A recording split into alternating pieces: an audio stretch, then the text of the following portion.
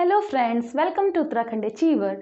और आपकी केमिस्ट्री की सीरीज़ आगे बढ़ाते हुए हमारे 11वीं क्लास के चैप्टर चल रहे थे। लास्ट क्लास में हमने देखा था कि केमिकल बॉन्डिंग के बारे में या फिर रासायनिक बंध के बारे में। अब हम जानेंगे स्टेट्स ऑफ मैटर के बारे में या फिर पदार्थ की अवस्थाओं के बारे में कि जो पदार्थ की अवस्थाएं क्या क्या होती हैं। नॉर्मल आपको पता है पदार्थ की अवस्थाओं को, पदार्थ होती क्या चीज़ है? कोई भी चीज़ हमारे आसपास जिनको हम अपनी 5 सेंस से, 5 इंद्रियों से क्या कर सकते हैं, महसूस कर सकते हैं। वह उस चीज़ का कोई भार होगा, ठीक है, कोई मास होगा या उसका कोई वॉल्यूम होगा, उसको हम क्या कहते हैं? पदार्थ कहते हैं। अब उस पदार्थ को, जो आपके पास कोई भी चीज़, आसपास में कोई भी चीज़ आपको दिख रही होगी, वो सारी की सारी चीज़ क्या आपके पास पदार्थ है, ठीक है, जिसको आप महसूस कर सकते हो। आप इस हवा को भी महसूस तो कर सकते हो, ऑक्सीजन ले रहे हो, तो ये भी क्या हमारे पास एक टाइप का पदार्थ है। अब पदार्थ की अवस्थाएं कितनी कितनी होती हैं? जो पदार्थ की अवस्थाएं होती हैं आपके पास, वो हमारे पास होती हैं 5 तरीके की। जो 3 है वो आपने पढ़ी हुई है, सॉलिड, लिक्विड और गैस। जो 2 नई अवस्था हैं, एक है हमारे पास प्लाज्मा, दूसरा हमारे पास है बोस आइंस्टाइन कंडेंसेशन स्टेट। तो जो 3 आपने पढ़ी हुई हैं वो कौन सी है? सॉलिड या फिर ठोस, दूसरी क्या आपके पास? लिक्विड या फिर हमारे पास द्रव्य, और तीसरी हमारे पास है गैस, गैसी है जो, और जो उसके बाद दूसरी हमारे पास आती है वो हमारे पास है प्लाज्मा, और जो उसके बाद आएगी वो है बोस आइंस्टाइन कंडेंसेशन स्टेट, ठीक है। बोस आइंस्टाइन कंडेंसेशन स्टेट है हमारे पास, कौन सी है? जो 5th वाली स्टेट है। ये 3 तो हमको प्राकृतिक मिल जाती हैं, आपको आसपास दिख रही होंगी, लेकिन ये 2 हैं जो हमारे पास विकृत्रिम है, मतलब हमने इसको आर्टिफिशियली बनाया है। हमने इन 3 स्टेट्स में क्या किया? कुछ चेंज किया है। हमने टेम्परेचर एक बार बहुत ज़्यादा बढ़ा दिया, एक बार टेम्परेचर बहुत कम कर दिया। तो जब टेम्परेचर बढ़ाया है हमने, तो हमको कौन सी वाली स्टेट मिली है? प्लाज्मा स्टेट मिली है, जैसे आपने लास्ट वीडियोज़ में देखा है। और अगर हमें टेम्परेचर कम कर दिया तो हमें कौन सी वाली मिली? हमको बोस आइंस्टाइन कंडेंसेशन स्टेट मिली, ठीक है। ये हमारे पास था नॉर्मल सी अवस्थाएं क्या होती हैं, जो आपने 9th स्टैंडर्ड में पढ़ा है। अब 12th स्टैंडर्ड के, 11th स्टैंडर्ड के हिसाब से अब ये जानना हमको ज़रूरी है, या फिर हमारे जो कॉम्पिटेटिव एग्जाम है उसके हिसाब से ये जानना जरूरी है कि ऐसा होता क्यों, हमने क्यों इसको डिफ्रेंशिएट किया है, कैसे हमने डिफ्रेंशिएट किया है। तो इनके जो बीच का जो बल होता है, आंतरिक बल होता है, जिसको हम कहते हैं इंटरमॉलिक्यूलर फोर्स। इन मॉलिक्यूल के आंतरिक बल में क्या होता है? बदलाव होता है। उस बदलाव के कारण ये अवस्थाएं ऐसी में जानी जाती हैं। अब कैसा बदलाव होता है? आपको पता है सॉलिड के मॉलिक्यूल अपने आसपास में बहुत पास होते हैं, और इनका आंतरिक बल जो इंटरमॉलिक्यूलर फोर्स होता है, जो फोर्स होता है यहाँ पे सबसे ज़्यादा होता है, क्योंकि ये एक दूसरे के बहुत पास होते हैं, जिस कारण जो भी आपके पास सॉलिड होगा उसका मेल्टिंग और बॉइलिंग पॉइंट भी क्या होता है? बहुत ज़्यादा होता है। हमने देखा है लास्ट क्लास में कि जो मेल्टिंग पॉइंट, क्वथनांक बिंदु और गलनांक बिंदु हमारे जो होते हैं, बॉइलिंग पॉइंट और मेल्टिंग पॉइंट जो हमारे पास होता है, वो किस पे निर्भर करता है? इनके बीच के आंतरिक बल पर निर्भर करता है। अगर किसी भी मॉलिक्यूल का, पदार्थ का आंतरिक बल जितना ज़्यादा होगा, उस मॉलिक्यूल के उस आंतरिक बल को तोड़ने में हमें उतना ज़्यादा क्या देना पड़ेगा? टेम्परेचर या एनर्जी देनी पड़ेगी। अगर टेम्परेचर ज़्यादा देना पड़ रहा है तो उसका क्वथनांक व गलनांक बिंदु भी क्या होगा? उतना ज़्यादा होगा, ठीक है। तो हमेशा याद रखना, हमारे क्वथनांक और गलनांक मतलब बॉइलिंग पॉइंट और मेल्टिंग पॉइंट दोनों किस पर निर्भर करते हैं? हमारे पास उसके आंतरिक बल पर निर्भर करते हैं। अगर ये हमारे पास जितने दूर होंगे, इसके फोर्स को तोड़ना उतना ही कम होगा, उसके बल को तोड़ना उतना ही कम होगा, उसका मेल्टिंग और बॉइलिंग पॉइंट भी क्या होगा? उतना ही कम होगा। जैसे आपने सुना है एसीटोन, ईथर कहते हैं जिसे हम लोग, है ना, तो हम क्या करते हैं, उससे नेल पेंट रिमूवर होता है वो, अगर उसको आप अपनी हथेली में भी डालोगे तो वो उड़ जाएगा। वहीं अगर आप पानी अपनी हथेली में डालो तो वो उड़ नहीं जाता है। इसका मतलब ये है कि हमारे पास जो एसीटोन के जो बॉन्ड होते हैं वो ज़्यादा अच्छे नहीं होते हैं, मतलब उसके बीच में जो इंटरमॉलिक्यूलर आंतरिक बल होगा उस मॉलिक्यूल के एलिमेंट्स के बीच में, वो ज़्यादा अच्छा नहीं होगा। इस कारण वो क्या हो गया है? उड़ गया है। वैसे ही यहाँ पे जो होता है, जो हमारा लिक्विड होता है उसमें थोड़ा दूर दूर होते हैं हमारे पास, और इसका मेल्टिंग और बॉइलिंग पॉइंट इसकी अपेक्षा थोड़ा क्या होता है? कम होता है। वहीं जो गैस होते हैं वो मॉलिक्यूल बहुत ज़्यादा दूर होते हैं, और ये क्या होता है? हमारे पास मॉलिक्यूल बहुत ज़्यादा दूर होने के कारण क्या होता है? इनका जो मेल्टिंग और बॉइलिंग पॉइंट होता है वो सबसे कम होता है। आप देखो ये तो पहले से ही दूर है, आपको इनको और दूर करने में तो आसानी हो जाएगी, है ना, इसलिए इसका मेल्टिंग और बॉइलिंग पॉइंट भी क्या होता है? कम होता है। अब इस फोर्स के बेस पे इसी फोर्स को हमने बहुत सारे टाइप में बांटा हुआ है और ये हमारे पास ज़्यादातर क्या होता है, आकर्षण फोर्स होता है। मतलब दो मॉलिक्यूल के बीच में जो क्या करता है, इन दोनों को बांध के रखेगा। ठीक है, ये अट्रैक्टिव फोर्स होता है और यही हमने इस अट्रैक्टिव फोर्स के बहुत सारे पार्ट पढ़ने हैं। सबसे पहले हमारे पास आता है डिस्पर्जन फोर्स या फिर लंदन फोर्स कहते हैं इसको।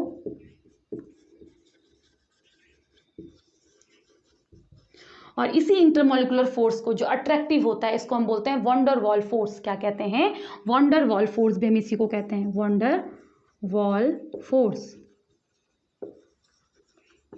ठीक है, वॉन डर वाल फोर्स किसको कहते हैं, अट्रैक्टिव फोर्स। किसी भी मॉलिक्यूल पे अट्रैक्टिव फोर्स लगने वाला, मतलब कोई भी एक बल जो क्या होगा, आकर्षित होगा या फिर अट्रैक्टिव होगा, उसको हम क्या कहते हैं, वॉन डर वाल फोर्स कहते हैं।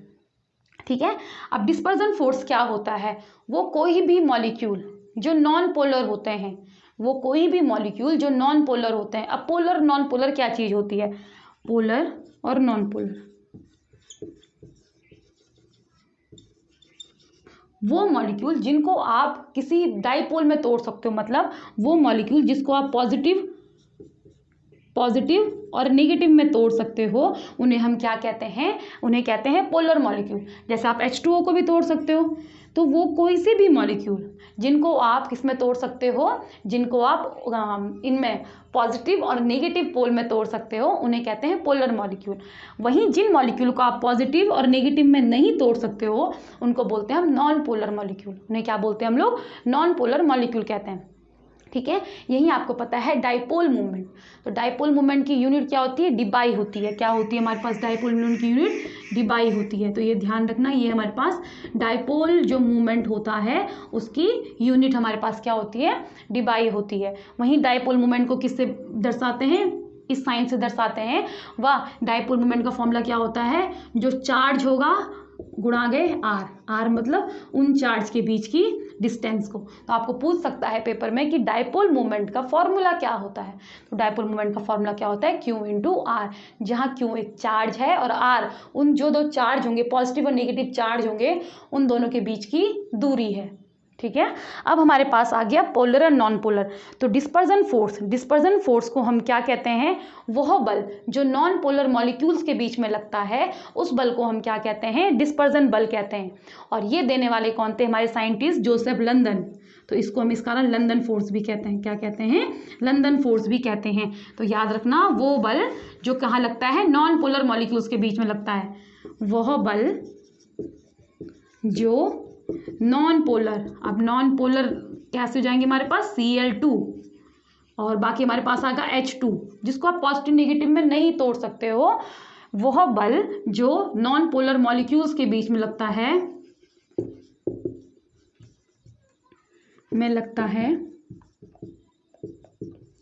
कौन सा बल कहलाता है, डिस्पर्जन फोर्स या फिर लंदन बल कहलाता है। ठीक है, अब इसके बाद हमारे पास जो दूसरा टाइप का बल है वो है हमारे पास डाइपोल फोर्स। अब डाइपोल फोर्स आप समझ गए होंगे, ये डाइपोल फोर्स क्या होता है हमारे पास, वह बल जो कैसे मॉलिक्यूल्स के बीच में लगता है, पोलर मॉलिक्यूल्स के बीच में लगता है, वह बल जो पोलर मॉलिक्यूल्स के बीच में लगता है, वह बल जो पोलर मॉलिक्यूल्स के बीच में लगता है। मतलब यहाँ पे जो बल होगा, ये Cl के बीच में जो बल लग रहा होगा, उस बल को या फिर उस फोर्स को हम क्या कहते हैं, उसे कहते हैं डिस्पर्जन फोर्स। वही जो बल H और Cl के बीच में लग रहा होगा, उसको हम क्या कहते हैं, डाइपोल फोर्स कहते हैं। ठीक है, इतना समझ में आया। अब इसके बाद हमारे पास दो फोर्स और हैं, उनको जानते हैं। अब जानते हैं हमारे पास जो दो बाकी फोर्स बचे हुए हैं उनके बारे में। तो सबसे पहले हमारे पास आता है ion dipole, ion induced force, या फिर इसको आप एक और नाम से बोलोगे, इंड्यूस्ड डाइपोल फोर्स।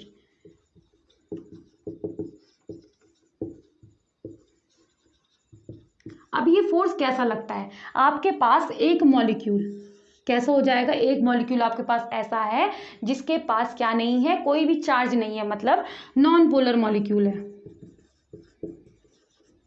वहीं जो दूसरा आपके पास है वो पोलर मॉलिक्यूल है।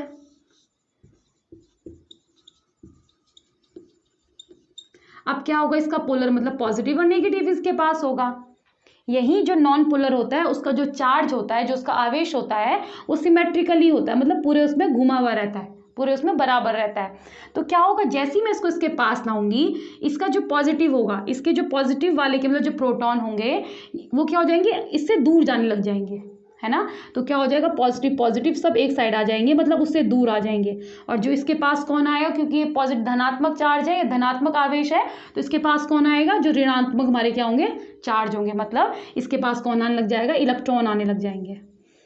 जिस कारण क्या होता है, इंड्यूस्ड मतलब होता है किसी और के कारण किसी और पे आवेश आना। तो इसके कारण क्या हो गया, इस पे भी आवेश आ गया और इनके बीच में क्या लग जाएगा, ये आपस में क्या हो जाएंगे, आपस में एक दूसरे के पास आने लग जाएंगे। क्यों आने लग जाएंगे, क्योंकि ये नेगेटिव चार्ज है, ये पॉजिटिव चार्ज है। अब इनमें क्या होगा, हमारे पास अट्रैक्शन होगा, और इसी जो फोर्स से हमको अट्रैक्शन होगा, उस फोर्स को हम क्या कहते हैं, उसको कहते हैं डाइपोल आयन इंड्यूस्ड फोर्स, या फिर इंड्यूस्ड डाइपोल फोर्स। ठीक है। अब आपके पास जो लास्ट है वो आपके पास है हाइड्रोजन बॉन्डिंग। अब हाइड्रोजन बॉन्डिंग से आपको याद रखना है वो बॉन्ड जिसका एक मॉलिक्यूल क्या होगा, हाइड्रोजन होगा, वैसे बॉन्डों को हम क्या कहते हैं, हाइड्रोजन बॉन्डिंग कहते हैं। या हाइड्रोजन द्वारा बनाए गए बंधों को हम क्या कहते हैं, हाइड्रोजन बॉन्डिंग कहते हैं। ठीक है। जैसे कि HCl, HOH, जहां पे भी आपको HF, जहाँ पे भी आपको H दिखेगा और H के साथ कोई बॉन्ड बन रहा होगा, उसको क्या बोलते हैं हम लोग, हाइड्रोजन बॉन्डिंग बोलते हैं। और जहाँ पे हमारे पास हाइड्रोजन बॉन्डिंग होती है, वहीं पे हमारे पास कैसा लगता है, एक हाइड्रोजन फोर्स लगता है। ठीक है। यहाँ पे जो फोर्स लग रहा होगा इसको हम क्या कहेंगे, हाइड्रोजन के द्वारा लगने वाला फोर्स, या फिर हाइड्रोजन बॉन्डिंग कहेंगे। अब हाइड्रोजन बॉन्डिंग सबसे अच्छी कौन दिखाता है, तो आपको ये याद रखना है, FONS। F से फ्लोरीन, ऑक्सीजन, नाइट्रोजन और सल्फर। फ्लोरीन सबसे अच्छा क्या दिखाता है हम लोगों के पास, हाइड्रोजन बॉन्डिंग दिखाता है। उसके बाद कौन दिखाता है, ऑक्सीजन। ये क्यों, तो फ्लोरीन के बाद ऑक्सीजन, ऑक्सीजन के बाद नाइट्रोजन, नाइट्रोजन के बाद सल्फर। ये बहुत अच्छी क्या दिखाते हैं हमारे पास, हाइड्रोजन बॉन्डिंग दिखाते हैं। बाकी हैलोजन जो फैमिली होती है वो भी अच्छा सा क्या दिखा देती है हम लोगों के पास, हाइड्रोजन बॉन्डिंग को दिखाती है। अब हाइड्रोजन बॉन्डिंग हमारे पास दो तरीके की आती हैं। सबसे पहली होती है हमारे पास इंटरमॉलिक्यूलर हाइड्रोजन बॉन्डिंग, दूसरी होती है एक होती है इंटर, एक होती है इंट्रा। एक होती है इंटर और एक होती है इंट्रा। ठीक है। दो तरीके की हाइड्रोजन बॉन्डिंग होती है, इंटरमॉलिक्यूलर और इंट्रामॉलिक्यूलर। काफ़ी बच्चों को हमको क्या होता है, कन्फ्यूजन होता है कि हाइड्रोजन बॉन्डिंग बहुत स्ट्रांग होती है, पर जो हाइड्रोजन बॉन्डिंग होती है वो थोड़ी सी वीक होती है हमारी किससे, कोवैलेंट बॉन्डिंग से। तभी तो जो हमारे डीएनए होता है, डीएनए के जो मॉलिक्यूल्स होते हैं, मतलब जो वहाँ पे क्या होते हैं हमारे पास नाइट्रोजन बेस होते हैं, वहाँ पे कैसी बॉन्डिंग होती है, हाइड्रोजन बॉन्डिंग होती है, कि वो इजीली से ब्रेक हो सके। ठीक है। अब हमको देखने इंटरमॉलिक्यूलर हाइड्रोजन बॉन्डिंग और इंट्रामॉलिक्यूलर। जब हमारे किसी दो अलग अलग मॉलिक्यूल्स पे, जैसे HO और H है, दूसरा हमारे पास क्या आएगा, HO और H आएगा। तो जब मेरे दो अलग अलग मॉलिक्यूल्स पे क्या हो रही होगी, हाइड्रोजन बॉन्डिंग हो रही होगी, मतलब ये O इस H के साथ बॉन्ड बनाने के लिए कोशिश करेगा, तो जहाँ पे ये O इस वाले H के साथ करेगा, तभी तो हमारे पास पानी एक साथ इकट्ठा होगा, नहीं तो मॉलिक्यूल तो सब अलग अलग जाए रहेंगे, कहीं ना कहीं तो बॉन्डिंग हो रही होगी।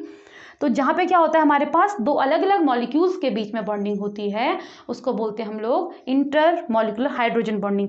जहाँ दो अलग अलग मॉलिक्यूल्स के बीच में, दो अलग अलग हाइड्रोजन मॉलिक्यूल्स के बीच में बॉन्डिंग होती है, वो क्या कहलाती है हमारे पास, इंटरमॉलिक्यूलर हाइड्रोजन बॉन्डिंग कहलाती है। वहीं जो इंट्रा होती है वो कैसी होती है, एक ही मॉलिक्यूल्स के अंदर क्या होती है हमारे पास, हाइड्रोजन बॉन्डिंग होती है। जैसे एग्जांपल देखो, हमारे पास एक बेंजीन रिंग है, यहाँ पे मैंने O और H लगा रखा है, यहाँ पे मैंने N और यहाँ पे क्या लगा दिया मैंने, डबल बॉन्ड O लगा दिया। तो जो ये O होगा वो किस साथ बॉन्डिंग बनाने की कोशिश करेगा, इस H के साथ बॉन्डिंग बनाने की कोशिश करेगा। तो ये क्या हो रहा है, एक ही मॉलिक्यूल के अंदर हो रहा है ना, एक ही मॉलिक्यूल के अंदर क्या बन रहा है, हाइड्रोजन बॉन्डिंग बन रही है। जब एक ही मॉलिक्यूल में हाइड्रोजन बॉन्डिंग हो, मतलब एक ही मॉलिक्यूल के अंदर क्या हो, हाइड्रोजन बॉन्डिंग हो, क्या कहलाती है हमारे पास, इंट्रामॉलिक्यूलर हाइड्रोजन बॉन्डिंग कहलाती है। ठीक है। ये ध्यान रखना, इंटरमॉलिक्यूलर कब होगा और इंट्रामॉलिक्यूलर कब होगा। ठीक है। अब हमारे पास ये तो हमारे फोर्स खत्म हो गए हैं। इसके बाद जो हम नेक्स्ट पढ़ेंगे वो होता है हमारे पास थर्मल एनर्जी। क्या होती है हमारे पास, थर्मल एनर्जी। अब हमारे पास है जो नेक्स्ट है वो है थर्मल एनर्जी। अब सोचो हमारे पास कोई एक बॉक्स है, ठीक है, इस बॉक्स में हमारे पास मॉलिक्यूल्स रखे हुए हैं, अब ये मॉलिक्यूल्स क्या करेंगे, भी गैस के मॉलिक्यूल्स हैं, ठीक है। हम सब ज़्यादातर गैस के बारे में पढ़ेंगे। ये गैस के मॉलिक्यूल्स, तो ये क्या करेंगे, इधर उधर जाएंगे, है ना। इधर उधर जाने के कारण क्या होता है, ये डिब्बा थोड़ा सा हीटअप होने लग जाएगा, है ना, गर्म होने लग जाएगा। और इधर उधर जाने के कारण इनमें एनर्जी जनरेट होती है, जो क्या करे, थर्मल मतलब क्या होता है, थर्मल मतलब गर्म होता है। जैसे आप देखते हो थर्मल वियर्स आते हैं हमारे, तो वो क्या करते हैं, हमें गर्मी प्रोवाइड कराते हैं ना, हमें मतलब क्या कराते हैं, ठंडियों में पहनते हैं हम लोग उनको, ठीक है। तो वैसे समझ लो आप, क्या होता है, जो ये मॉलिक्यूल्स होते हैं हमारे पास, वो क्या करते हैं, इस डिब्बे को क्या कर देंगे, वो गर्म कर देंगे, जिस कारण जो एनर्जी जनरेट होती है, इन मॉलिक्यूल के कारण जो एनर्जी जनरेट होती है, उस मॉलिक्यूल के क्यों हो रही है जनरेट, क्योंकि वो मॉलिक्यूल इधर उधर भाग रहे हैं, ठीक है। मॉलिक्यूल यहाँ से वहाँ लगे हुए हैं, इस कारण क्या हो रहा है, एक एनर्जी जनरेट हो रही है, जिस एनर्जी को हम बोलते हैं थर्मल एनर्जी। और जो थर्मल एनर्जी होती है वो सबसे ज़्यादा किसकी होती है, गैस मॉलिक्यूल की होती है, और सबसे कम किसकी होती है, वो सॉलिड मॉलिक्यूल की होती है। तो ये ध्यान रखना है कि आपके पास थर्मल एनर्जी है। अब हमारे पास जो गैस के बारे में ज़्यादातर पढ़ेंगे, तो गैस को लेते हुए हमारे पास कोई साइंटिस्ट आए थे, 3 साइंटिस्ट करीब हम पढ़ेंगे, उन्होंने हमें कोई लॉ दिया है, उन लॉ के बारे में जानते हैं। वो लॉ क्या क्या थे। सबसे पहले हमारे पास साइंटिस्ट आए थे बॉयल्स। तो बॉयल्स ने क्या बताया, अब आप ऐसे लिखोगे, सबसे पहले यहाँ लिखोगे लॉ, और लॉ में ऐसा बनाओगे, ठीक है। सबसे पहले हमारे पास साइंटिस्ट आए बॉयल्स, फिर उसके बाद आए चार्ल्स, फिर आए गे लूसेक, और लास्ट आए एवोगैड्रो। इन्होंने हमें क्या दिया, लॉ दिए, जहाँ जहाँ पे इन्होंने ये बात बोली कि मेरे टाइम पे टेम्परेचर कांस्टेंट होगा, इन्होंने कहा मेरे टाइम पे प्रेशर कांस्टेंट होगा, और इन्होंने कहा मेरे टाइम पे वॉल्यूम कांस्टेंट होगा, और इन्होंने कहा मेरे टाइम पे pressure and volume, pressure and temperature दोनों क्या होंगे, मेरे पास कांस्टेंट होंगे, ठीक है। इन्होंने यहाँ पे तो ये बोल दिया। इसके बाद इन्होंने क्या बोला कि ये मेरे टाइम पे कांस्टेंट होगा, और इनको टर्म दे दिए कि जब टेम्परेचर कांस्टेंट होता है उस टाइम पे मैं उस कंडीशन को बोलता हूँ आइसोथर्म कंडीशन। मतलब जब आप ग्राफ बनाओगे और जो लाइंस आपकी ग्राफ में आएंगी, ये इन लाइंस को हम क्या बोलेंगे, आइसोथर्म लाइंस बोलेंगे। वहीं जब प्रेशर कांस्टेंट होगा, प्रेशर कांस्टेंट में जो लाइन आएगी उनको बोलेंगे आइसोबार लाइंस, या फिर उस कंडीशन को बोलेंगे आइसोबार। अब आइसोबार में कंफ्यूजन मत करना, एक होता है हमारे पास आइसो बार, किसको भी बोलते हैं, एक और हम लोग किसको बोलते हैं, जब हम लोग क्या करते हैं, हमारे पास मास सेम होता है, ठीक है। तो वहाँ पे कंफ्यूजन मत करना, ये आइसोबार अलग कंडीशन है। जो गे लूसेक की आती है, ये आती है आइसोकोर, जब हमारे पास वॉल्यूम कांस्टेंट होता है, और यहाँ पे कोई कंडीशन नहीं थी, क्योंकि यहाँ पे क्या थे, 2 टर्म्स हमारे पास क्या थे, कांस्टेंट थे, और वो दोनों टर्म को जानते हो आप, इसको बोलते हैं आइसोबार, इसको बोलते हैं आइसोथर्म। तो यहाँ पे इन्होंने बोला जब मेरे पास टेम्परेचर कांस्टेंट होगा, तो जो मेरा P होगा वो डायरेक्टली इन्वर्सली प्रोपोर्शनल होगा 1/V के। और यहाँ पे से एक इक्वेशन निकाली, P1 V1 बराबर P2 V2। ये सब आप लोगों ने पढ़ा हुआ है जब आप 11th क्लास में रहे होंगे, अभी आपको से रिवाइज करना है चीज़ें, है ना। तो P1 V1 बराबर P2 V2, यही इन्होंने बोला जब मेरे पास P कांस्टेंट होगा, तो यहाँ पे मेरा V is directly proportional to T होगा, वहाँ पे V 1/T1 बराबर V2/T2, इसकी इक्वेशन आई। वहीं गे लूसेक ने बोला कि मेरे पास P डायरेक्टली प्रोपोर्शनल होगा T के, जब मेरे पास वॉल्यूम कांस्टेंट होगा। तो यहाँ से क्या निकल रही है इक्वेशन, P1 T1 बराबर P2 T2। और यहाँ पे जो मेन है, जो आप हमेशा पढ़ते ही हो, वो क्या है आपके पास, कि जो वॉल्यूम होगा वो डायरेक्टली प्रोपोर्शनल होगा नंबर ऑफ मोल्स के। अब देखो यहाँ पे थोड़ा समझने वाली बात है, इन्होंने बोला अगर आप 2 अलग अलग गैस के कंटेनर लेते हो, और इस कंटेनर में आप प्रेशर सेम रखते हो, टेम्परेचर सेम रखते हो दोनों कंटेनर का, तो मेरे पास इन दोनों में नंबर ऑफ मॉलिक्यूल सेम हो सकते हैं। कब, जब इन दोनों का वॉल्यूम बराबर होगा। मतलब जो वॉल्यूम होता है वो डायरेक्टली जैसा जितना मेरा वॉल्यूम होगा उतने नंबर ऑफ मोल्स होंगे, पर किस कंडीशन में, जब मेरे पास टेम्परेचर और प्रेशर क्या होंगे, कांस्टेंट होंगे। तो ये किसने कहा था, हमारे पास एवोगैड्रो ने कहा था। और वो जो नंबर होंगे, वो नंबर ऑफ मोल्स होंगे, वो किसके बराबर होंगे, एक नंबर के बराबर होंगे, जिन्हें हम कहते हैं एवोगैड्रो नंबर कहते हैं। और उसकी वैल्यू होती है 1 मोल बराबर, 1 मोल को किससे बताते हैं, n से। 1 मोल बराबर 6.022 10⁻23। जो भी पूछा होगा, एटम पूछा होगा, मॉलिक्यूल पूछा होगा, पार्टिकल पूछा होगा, वो सब आप रखोगे यहाँ पे, और आपके पास वो चीज़ें निकल जाएंगी। वहीं एक फॉर्मूला होता है नंबर ऑफ मोल्स को निकालने का, given mass upon molecular mass. आप अपनी लास्ट वीडियोस में जाके देख सकते हैं, आपको निकालने का तरीका सिखाया हुआ है, ठीक है। यहाँ से हमारे पास बहुत क्वेश्चन पूछे जाते हैं। तो ये आपके पास क्या था, ये आपके पास थे जो हमारे को बहुत सारे लॉ मिले हैं, किसके लिए, गैस के लिए। तो ये आपको पूछे जाते हैं, तो ये आप बहुत ध्यान से देखना, ये लॉ हमारे पास आते रहते हैं। अब आपको ये ध्यान रखना है, यहाँ से हमारे पास एक नया लॉ निकला है, जिसको एक नई इक्वेशन निकली है, जिसको हम कहते हैं आइडियल गैस इक्वेशन। ठीक है, जो भी गैसेस पहले लॉ को, दूसरे लॉ को और लास्ट के लॉ को फॉलो करेगी, उसको बोलते हैं हम लोग आइडियल गैस इक्वेशन। और आइडियल गैस इक्वेशन की वैल्यू क्या होती है, PV इक्वल्स टू nRT। तो यहाँ से आप देख सकते हो, ये हम अभी देखेंगे कि बॉयल्स लॉ को, चार्ल्स लॉ को और एवोगैड्रो लॉ को जो भी गैस मानेगी उसे हम क्या कहते हैं, आइडियल गैस कहते हैं।